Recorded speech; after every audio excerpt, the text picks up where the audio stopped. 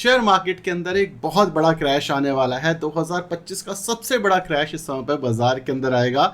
ऐसी वीडियोस इस समय पे इंटरनेट पे काफ़ी ज़्यादा वायरल हो रही है और ये वायरल होने के पीछे एक सिंपल रीज़न है, क्योंकि यहाँ पे अब फोमो मचा हुआ है। जब शेयर बाजार एकदम से रिकवर करा तो उस समय पे काफ़ी सारे जो इन्वेस्टर्स हैं वो घुस नहीं पाए। सो इस वजह से अब जो सारे इन्वेस्टर वो ये अज्यूम करके बैठे हुए हैं कि शेयर बाजार में एक मेजर क्रैश आने वाला है, दुनिया तबाह हो जाएगी। और ऐसा होने के चांसेस बहुत कम क्यों है ये मैं डिस्कस करूंगा इस वीडियो के अंदर। काफ़ी कुछ समझ में आएगा आपको इस वीडियो के अंदर इंडियन इकोनॉमी के बारे में। सो मेरा नाम है अभिषेक उपाध्याय, आप देख रहे हो कॉफी थिंकर्स। शुरू करते हैं वीडियो। तो सबसे पहले मैं आपको ये क्लिप दिखाना चाहूंगा। Bull markets die in two reasons. When the upswing in corporate profits ends, and there is extreme participation by people. Even if profits spike very badly and don't repeat themselves, if there is no participation by the public or there is no overcommitment, then markets don't end easily. So there has to be a combination of expectations of profitability growth, right, and of profitable growth being lesser than what is expected, combined with an extreme belief and commitment in the market.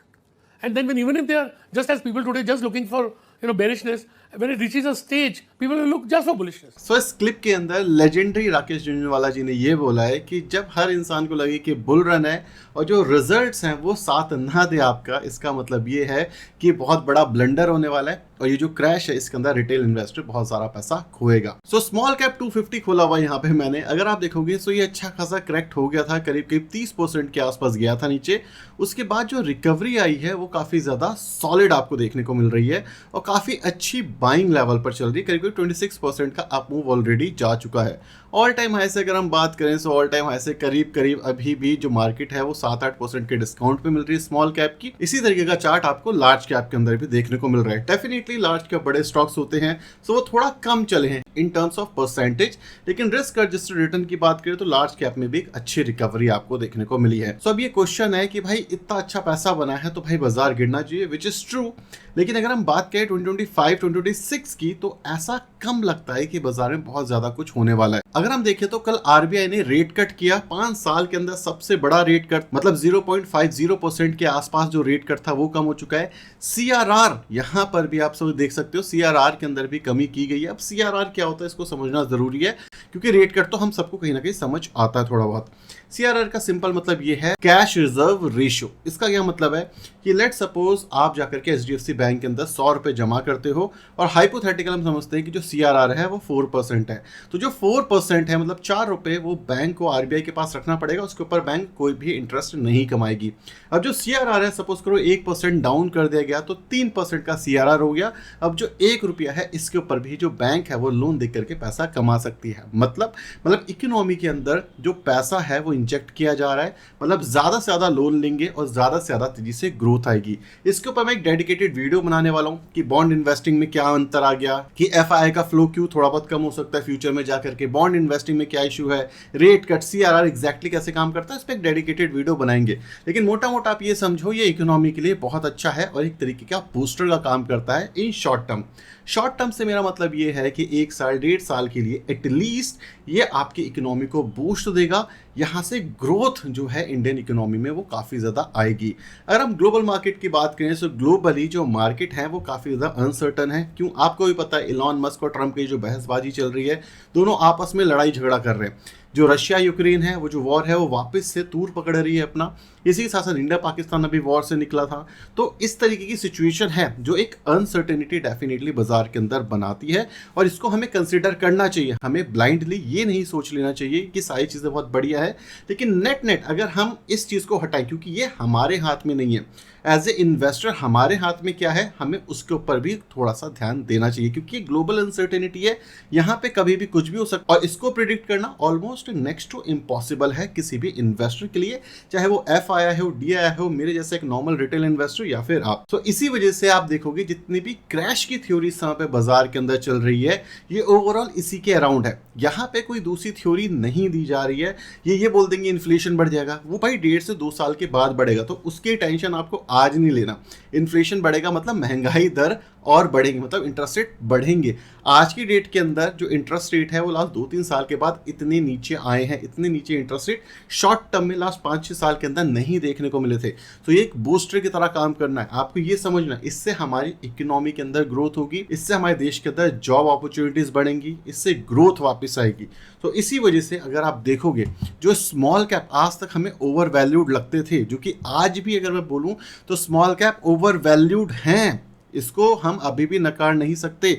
जिस हिसाब से small cap 250 अपने PE पे चल रहा है, ये normal PE नहीं है, ये एक्सपेंसिव पीई है आज भी। तो आप बोलोगे भाई ये रैली क्यों आई है? ये रैली आने के पीछे सिंपल सा रीज़न है। स्टॉक मार्केट किस पे चलता है? स्टॉक मार्केट चलता है परसेप्शन पे। परसेप्शन का मतलब ये है कि जो हमारे रेट कट हो रहे हैं और सीआरआर जो है ये भी कम हो चुका है, सो इससे जो ग्रोथ है वो वापस आएगी हमारे देश के अंदर। इसी वजह से चाहे आप बजाज फाइनेंस देख लो, बजाज ऑटो देख लो, एचडीएफसी बैंक देख लो, कोटक महिंद्रा बैंक देख लो, ये सारे रॉकेट बने। 5% तक भी कुछ स्टॉक्स एनबीएफसी के रॉकेट बन चुके थे। और सेम चीज आपको स्मॉल कैप में दिखेगी। स्मॉल कैप के अंदर रैली क्यों आनी चाहिए? आपको सबसे पहले समझना चाहिए हाई इंटरेस्ट रेट एनवायरनमेंट में क्या होता है। हाई इंटरेस्ट रेट एनवायरनमेंट में जितनी भी स्मॉल कैप की कंपनीज होती हैं, इनके पास डेट भी ज़्यादा होता है। डेट का क्या मतलब है?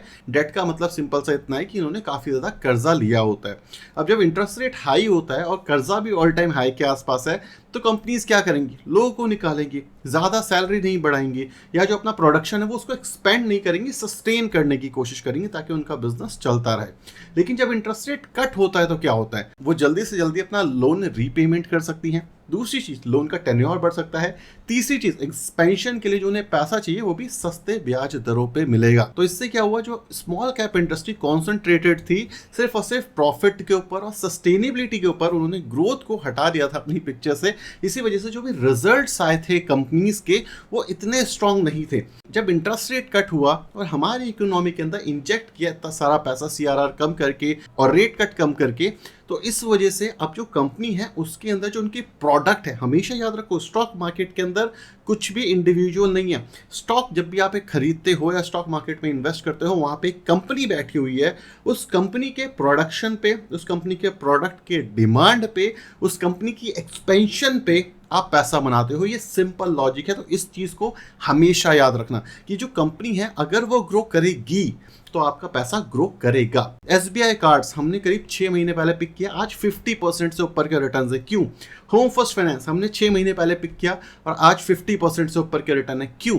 चोलामंडलम हमने 6 महीने पहले पिक किया, आज 50% से अच्छे के रिटर्न है। क्यों? बेसिक थॉट प्रोसेस है और आपको समझना पड़ेगा बिजनेस और उस बिजनेस में ग्रोथ कब आएगी। इसको जो स्मॉल कैप होते हैं वो फलते और फूलते हैं लो इंटरेस्ट रेट एनवायरनमेंट के अंदर। बिजनेस टू बिजनेस डेफिनेटली ये वेरी करेगा। अगर कोई कंजम्पशन बेस्ड बिजनेस है जो कि टीयर 2 के अंदर सामान बेचता है, टीयर 3 के अंदर सामान बेचता है, ये टाइम उसके लिए है, वो बिजनेस अब रॉकेट बनेगा। कुछ ऐसे बिजनेसेस हो सकते हैं जो एक्सपोर्ट ओरिएंटेड हो, जैसे मैन्युफैक्चरिंग की कुछ कंपनीज। तो इस सिचुएशन के अंदर डिपेंड करता है किस कंट्री में वो अपना प्रोडक्ट बेच रहे हैं, और अगर वो कंट्री डिमांड जनरेट कर रही है तो वो बहुत अच्छे तरीके से ग्रोथ आएगी वहाँ पे, ठीक है। सो वो इंडस्ट्री भी काफ़ी तेजी तरीके से ग्रो करेगी। सो अगर आप ये सोच रहे हो इस समय पे कि रेट कट कम होना, सीआरआर का कम होना, ये एक नेगेटिव इम्पैक्ट है, एटलीस्ट नेक्स्ट 1 से 1.5 साल के लिए ये नेगेटिव इम्पैक्ट नहीं है, ये पॉजिटिव इम्पैक्ट है इंडियन मार्केट के हिसाब से।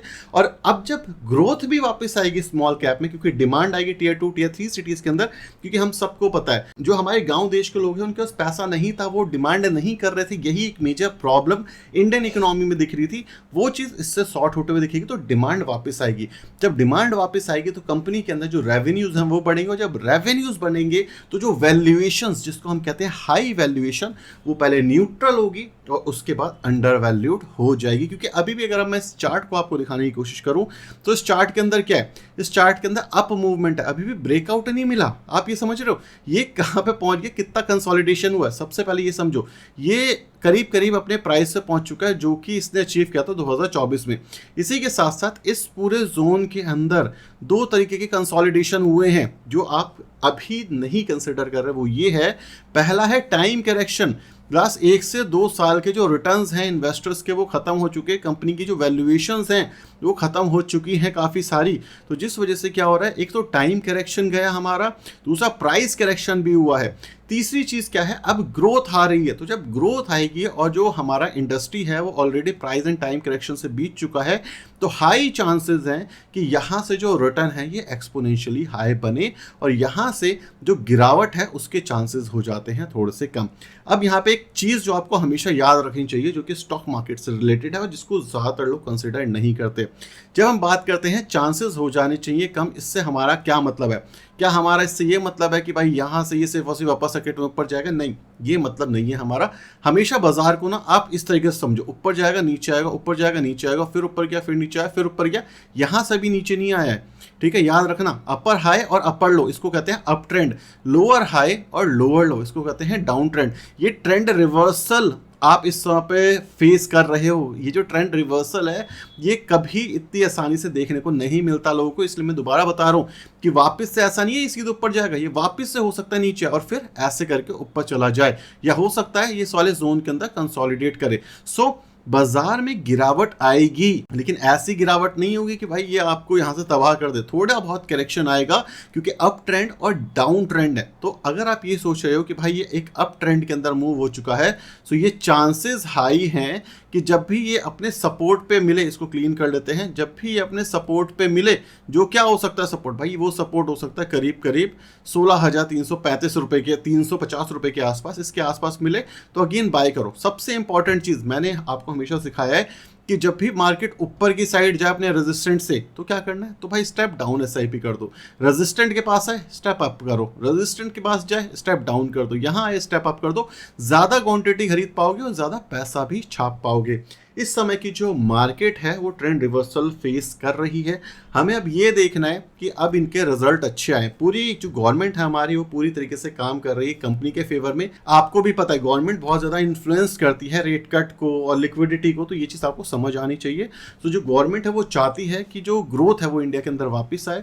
ये ग्रोथ के आप इनिशियल फेज पर हो, आपको ये समझना। इस समय पर अगर आप इन्वेस्ट नहीं कर पाओगे, डरे रहोगे, तो भाई पैसा नहीं बनेगा। आप ये समझो जब बाजार ऊपर था दुनिया ये मानना भूल गई थी कि बाजार वापस नीचे गिर सकता है। कभी भी कोई इंसान बोलता था कि बाजार गिरेगा तो हर इंसान उसे गाली देता था। दूसरी चीज़, जब बाजार गिरता है तो लगता है कि बाजार कभी उठेगा ही नहीं।